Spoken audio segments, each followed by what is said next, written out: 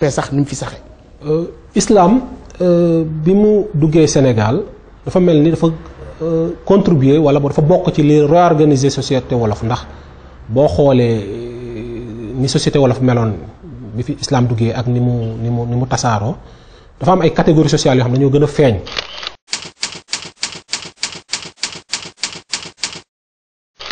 masalan boo xoolee société wolof di nga ci gis aristocratie royale muy akul mooy ñi nga xam ne ñoo féete woon nguur gi waaye da nga ci fekk yeneen li ñu naan la classe des doomi soxna nga xam ne ñooy aristocratie religieuse waaye da nga ci fekk tamit ba tey ñoo xam ni ay catégorie sëriñ yoo xam ni masalan sëriñ fàkk taal ak sëriñ làmb sëriñ fàkk taal ni ñu leen xamee woon mooy sëriñ si nga xam ni ñoom li doon seen yitte mooy jàng ak jàngale ñoom masalan seen tur woo sax fa lañ ko jëlee ñàkkul mooy taal yi nga xam ni ci la dongo yi doon jàng ñàkkul par ginnaaw maraxak wala njël yoo xam ni moom lañ daan ci la tur woo jógee daal ci gàttal ñooñu kon boo seetloo lu ëpp ci lu tax islam am doole Sénégal gëstukat yi jàpp nañu ñooñu ñoo ko def masalan di jàngal nit ñi di leen jaar di leen xamal diine ba islam àgg fi mu àgg te mu mel ni askan wi Serigne Touba bokk ñoom dafa mel ni foofu lañ leen boole muy maaram ak ba ci Maam Mor Anta Sali ba ci sëriñ bi nga xam ne ñoom jàng ak jàngale ñu mës a nekk seen yitte ñoom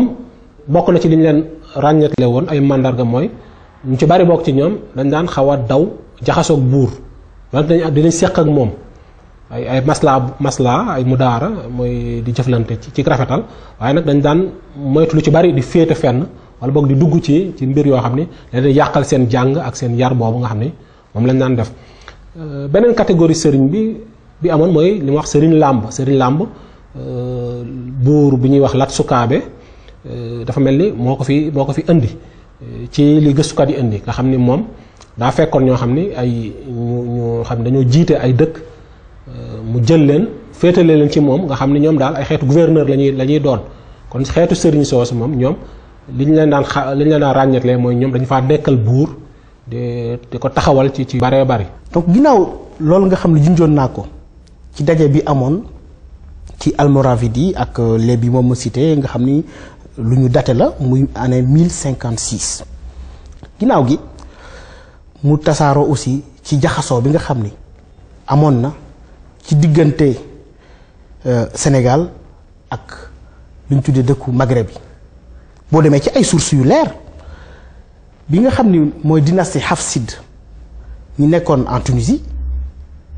amoon nañ des délégués ak ay ambassades yoo xam ni fii la jóge woon boobu ci Afrique sowu jant dem foofu di jëflante ak ñoom ci wàllu diine ak ci wàllu commerce donc commerce transsaharien bi li nekk tijara abra Sahara nekkoon na loo xam ni facteur bu am importance la boo xoolee sax dafa marqué suñu vocabulaire ci wolof suñu dërëm suñu lépp ak li ñuy tuddee li nga xam moo nekkoon commerce bi amoon suñu diggante dafa influencé ci loolu commerce bi di dem du woon ay marchandises rek moo doon traversé Sahara bi dem ci beewet ak beewet waaye tamit ay idées ay pensées ay réflexions sur l'islam ba nga xam ni sax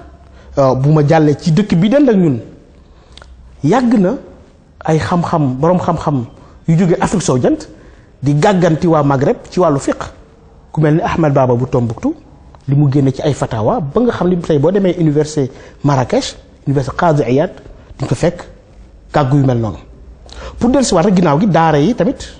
joué ci rôle bu bëri mu am benn gëstukatu portugais bu ñu naan Cada Mosto mi ngi nettali jaar-jaaram ci Jolof mu ni fekk dafa ay sëriñ yu weex ak yu ñuul yoo xam ne ay ndongo leen wër ñuy jàngale l'islam di jàngale alquran di jàngale tamit langue arabe kon xëy na ginnaaw bi contact bi amee ginnaaw bi échange bi amee am na beneen liggéey boo xam ne ñëw na mooy nag li ko saxal ci réew mi ba nga xam ni en pays wolof en pays pulaar surtout en pays soninké aussi boo seetloo sax làkk yi nga xam ni suñu réew ñu ngi koy bind ci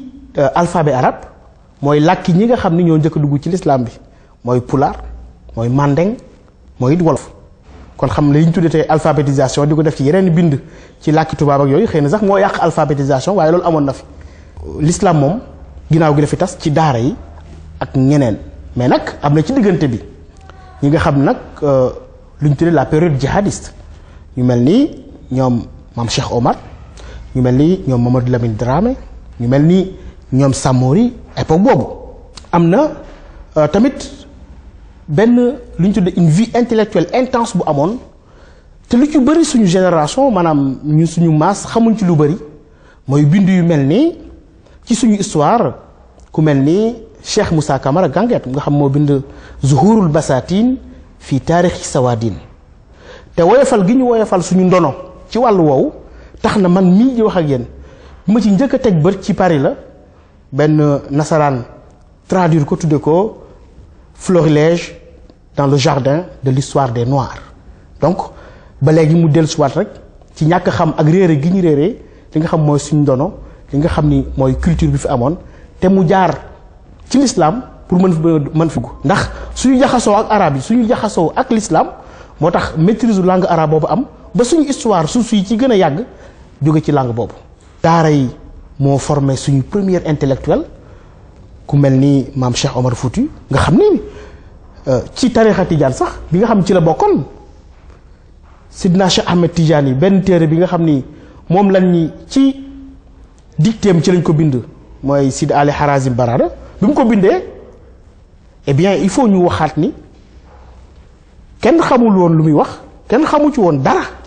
laata maam Cheikh Omar Fouti yu jóge fii ci Fuuta def chara bi muy rimaax fi hifzi jawahiril maani yooyu dafa jar di fàttali ci génération bi ci tegu suñu maam Cheikh Ahmadou Bamba nga xam ay échange am surtout ak ahlu daymaan ak ñeneen ñi nga xam ni sax à partir de 1904 lu bëri xamul y a eu des échanges fële ca presqu'île arabique benn cheikh bu ñu tuddee Cheikh Halabi nga xam ni amoon na jokkoo ak moom à partir de 1904 ba commencé woon nekkoon ay ndongoom non seulement ci Afrique subsaharienne mais fële ci péninsule arabique Mame Cheikh El Hadji Malick noonu ay intellectuels yoo xam ni dañuy xam luy bibliographie xam luy référence donc ñooñu il faut ñu dekkalaat loolu. ñu mën a seetlu foofu tamit lu am solo mooy dafa mel ni islam jëflante na ak anam yu bari ak nguur yi mu fi fekkoon ndax boo seetloo islam bi muy soog a dugg Sénégal ba di fi tàmbalee ñu koy ràññee dafa gënoon a yem ci li ñuy wax les classes aristocratiques mooy ñi gën a féete kaw ci société bi ci la yemoon muy buur yeeg ñi leen wër loolu ñu bari wax nañ ko nga xam ne daal islam masalan tasaaroowul woon ci baadoola yeeg ci dëgg-dëgg ci réew mi ni waroon a tasaaroo kon loolu nag li ko sabab bari na bokk na ci rek islam boobu ñaare ñi daan jàng wala bokk ñi daan jaay di jóge ci yeneen dëkk yi ñoo ko fi daan indi te ñooñ bu ñu ñëwee ñoom ñi daan gën a jaxasool ñàkkul ci wet mooy ñi nga xam ne ñoo féete kaw waaye ñu gis ni sëriñ fàkktaal yi bokk nañ ci ñi ko tasaare ci baadoola yi loolu moom lu am solo la ba nga xam ne sax am na ci benn gëstukat bu mag bu naan bu ko tuddee la révolution tranquille de l'islam au Sénégal moom dafa jàpp ni islam ni mu tasaaroo Sénégal révolution la waaye nag révolution boo xam ne ci dal la ak ci jàmm moom la amee te loolu sëriñ yooyu yor doon jàng di jàngale ñoo ko fi def foofu tam ñu mën fee seetlu lu am solo mooy islam naka jekk nit ñi dañ ci daan làquwaay lu mës a doon masalan seetlu nañu doomi soxna yu bari bu ñu daan jëflante wala bu ñu daan xeex ak nguur gi fi nekk li ci ëpp ci turu l'islam lañ ko daan defee naan masala buur yi fi nekk dañuy def baaxul dëppoowul ak l'islam yu baree bari kon dafa mës a nekk un étendard donc pour la conquête loolu tam lu am solo la ñu seetlu tamit ni bi Afrique ndax ku ne xam ne histoire Afrique dafa metti esclavage am fi muy jaayum jaam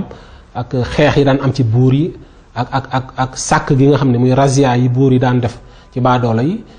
jaxasoo yooyu bu mësaan a am ñu bari ci baadoola yi ci l'islam lañ daan dem làqu mooy kon làquwaay la mës a doon ci Sénégal wala sax ci Afrique waaye nag ñu seetlu ni buur yi dañ daan sàkku lu baree bari bu ñu gisee sëriñ yoo xam ni mën nañ leen a may doole ñu làqu ci ñoom wala boog ñu dem ñu ànd ak ñoom léeg-léeg am na sëriñ yu ci yoo xam ne nañ ko nangu am na yoo xam tamit ñàkkul duñ ko nangu ngir ay sabab kon daal dañoo mës a seetlu ni maanaam ñuy wut nguur ak ñi nga xam ne ñu ngi ci diine ji dañoo mës a séddoo li ñuy wax l'espace social dañ ko mës a séddoo léeg-léeg nguur gi day fexe jëfandikoo diine ji ngir dooleel boppam wala ngir jot ci nguur gi waaye li ñu ci seetlu daal dafa mel ni l'islam daal ci tënk mooy ni ma ko tuddee la seule force endogène bi nga xam ni moom mësta taxaw di màgg ci Sénégal ndax buur yi jaar nañ fi gisatuñ leen ak ceddo yi seef yi ak tubaab yi ku ñëw daal saa su ne fexe ngaa jëfandikoo diine ji waaye dafa mel ni daal diine ji moom rek mooy wéy di law waaye leneen lu ko jéem a jëfandikoo tamit rek dem ko ba foo xam ni gisatuñ la.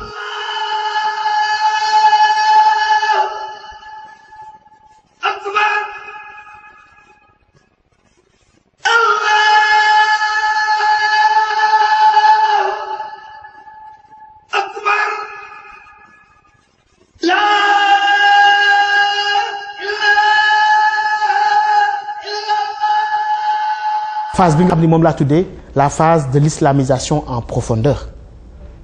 ba nga xamee ni message de l'islam egsi na mooy première phase bi